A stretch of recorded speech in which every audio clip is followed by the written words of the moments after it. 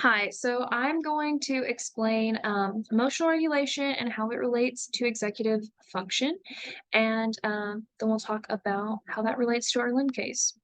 Okay, so before we dive into emotional regulation, I wanted to kind of give a short overview of the nervous system so we can kind of understand how our body's response to stress guides those, being regulated versus being dysregulated.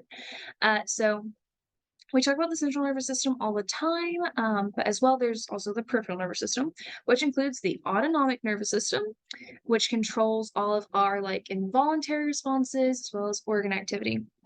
And that can be further broken down into the sympathetic and parasympathetic nervous system. So the sympathetic nervous system is in control of like stress responses, or like people always say fight or flight, but basically like responses to what we might interpret as a threat. So it could be like running from a mugger or something, right? I don't know. Or it could be giving a presentation because usually that's kind of interpreted as like a scary, stressful event. And that triggers like raised heart rate, raised blood pressure, release of stress hormones, stuff that like theoretically should help you get through the threat. When the threat is giving a presentation, it's really not useful though. So that's when you start moving into that sort of dysregulated state. Um, and then on the flip side of that, the parasympathetic nervous system does all of the like non-essential to like survival in the moment. So it regulates like our rest and our digestion, which is really important to being well regulated, feeling like calm. Okay, so yeah, we talked a little bit about like being regulated versus being dysregulated, but we sort of talked about like the physical component of that. So let's go into our like emotional interpretation of our environment because that plays a huge role.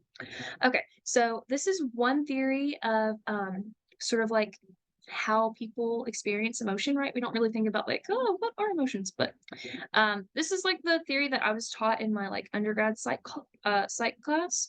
I'm sure there are other like models of emotion, but most of them include both of these. Like this is the two-factor theory, and most of them do include. So this one up here is supposed to be referring to our physiological response.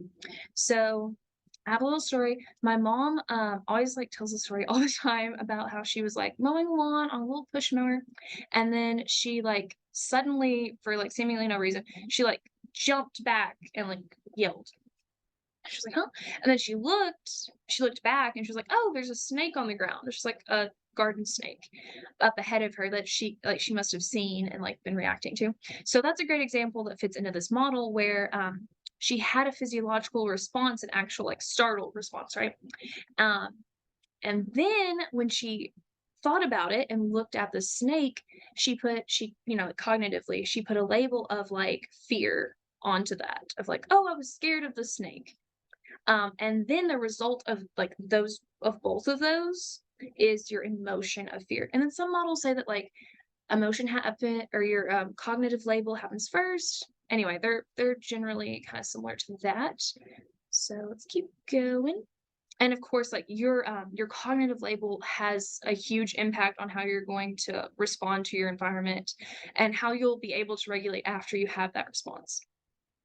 So we know that executive function is super important for emotional regulation. There's a ton of research that shows that.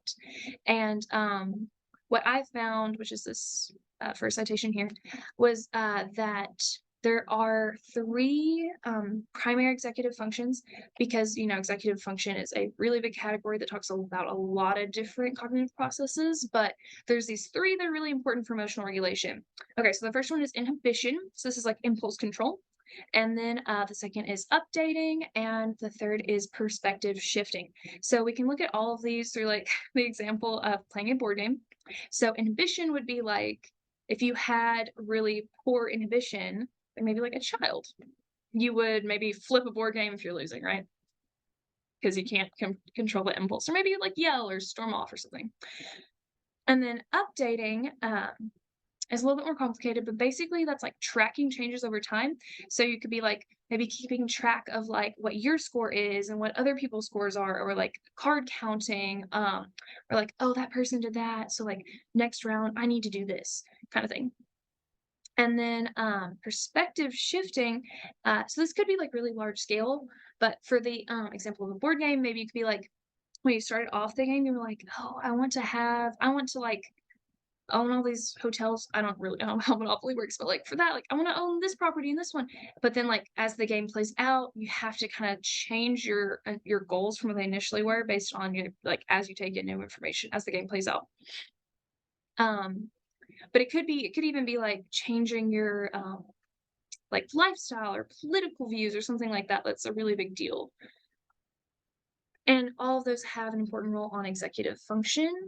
So I know y'all are thinking like, ah, do I have good executive function? Do I regulate really well? So let's test your inhibition skills. So just follow the instructions. Sorry, the instructions were to read the word, read the written out word. And those are coming. And I want y'all to do it as fast as you can.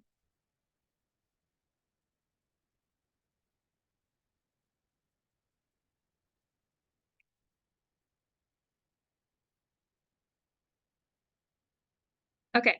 So sorry to stop you. So if you were doing really great at reading what was written, then that would be you would have good inhibition skills. And if you slipped up sometimes and like said the color that the word was written in, that'd be kind of an example of having poor inhibition. But there's a ton of factors that contribute to how you actually end up emotionally regulating. Okay, so really quick, I'll just touch on these because I'm sure Alexa probably talked about them as well.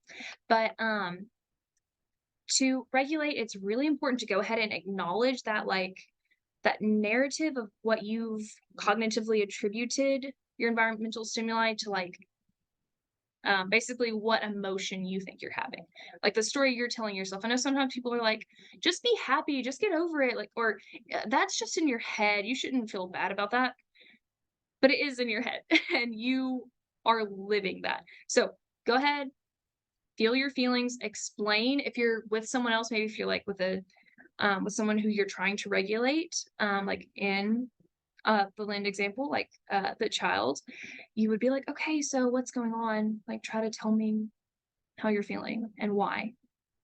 Wow, that's really hard. Validate those feelings. And then we're gonna take a deep breath and just try to move past that. Just keep breathing through it. Um, and move on. And move, so get up and walk around to like kind of just get back into a regulated state. You can also meditate and you can journal. And really these first few things are a little bit meditative too. So you're having the thought and letting it pass over you.